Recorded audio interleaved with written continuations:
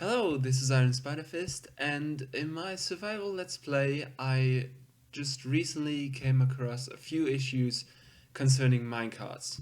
I didn't have enough powered rails. I wanted my minecart to go places, but it didn't because not enough powered rails. And then I thought to myself, well, I surely can find a workaround. And that's when I opened my Redstone testing worlds and started to do some testing. And with what I came up, I will show you right now. So, first foremost, we've got the trusted furnace minecart with two mechanics associated with it. So, we can let the furnace minecart push other minecarts with entities in it or without, and we can make it pull another minecart from behind. And yeah, that's pretty well, but the pulling mechanic is a bit buggy, so you will get separated from the furnace minecart as soon as you get a curve or just move in any different direction from before. For the second one, we're using two minecarts to push each other. How we're going to do is actually very simple. We just use a redstone line into put it into a dispenser in which there are many minecarts.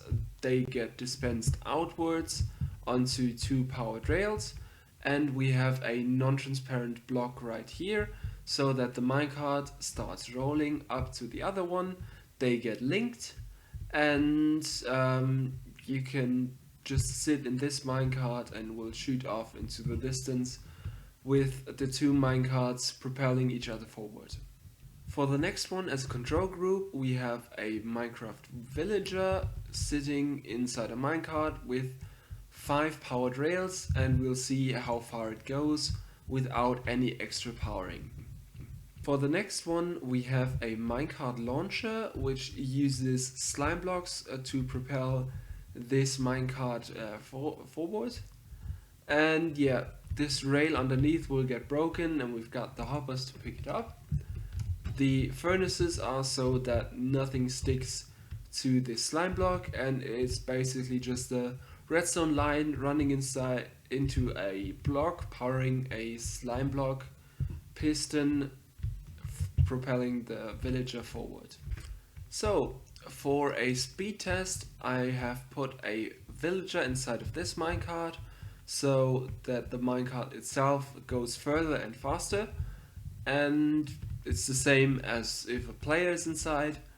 And yeah, we're gonna give the furnace minecart a head start, and then we'll jump into this minecart right here and try out which one is the fastest method and which one goes the furthest way.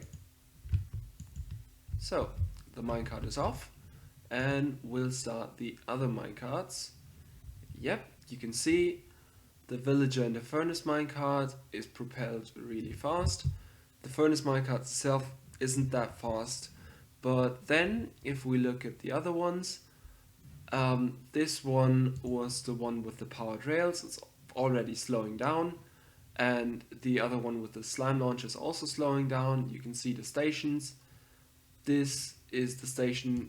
The last one should be the station where it holds, and this is the station where the slime block launcher should hold. So, if we look at the testings for the furnace minecart, we can see that when the furnace minecart doesn't pull an extra minecart itself, it stops at these two red blocks here after 3 minutes of running time. If it pulls an extra minecart, it stops right here, so it's the same length nearly. If it pushes without pulling an extra minecart, if it pushes an extra minecart without pulling anything, the minecart itself will go to here. If there's an entity inside of this minecart, you can see the entity right over there, so it's about 200 blocks, 100, 200 blocks further, and yeah, that's quite neat. If we look at the minecart launcher using the slime block, it goes a bit further than the powered rails. So this one is 5 powered rails. We can see 4 powered rails right here.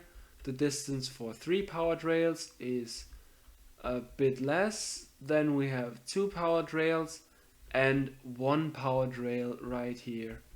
So you can see it's quite a few blocks more distance the more powered rails you use. But if you happen to have a bit of slime lying around somewhere, this is a really good alternative. The only problem is that you have to reset it every time. So you can come in here, pull out some rails, put a new rail shifting right here, and you can reset this rail, but it isn't necessary. So I made this a bit more reliable. As you can see, I put in some slugs to test it and just tried to make this a bit of a, I'd say, obstacle course. We even got a drop where the 2 minecarts will be dropped down, and as you can see, it will work perfectly fine. Just put down 2 minecarts, get inside, and push forward. It will reset the direction if you use the normal design. And yeah, then we're off. We can see it works. We've got our speed, we can go around the curves. And yeah, now as we go further into this labyrinth, we can see that the curves are getting more plentiful. Still, the minecarts don't break up. They stay in formation, and it's a bit buggy. As you can see, the minecart glitches around and stuff, but in the end, you're getting where you want to go. So this is the best alternative I could come up with. I hope you enjoyed this episode. Leave a comment, leave a like if you enjoyed it, and yeah, I hope I'll see you on the next one. Goodbye.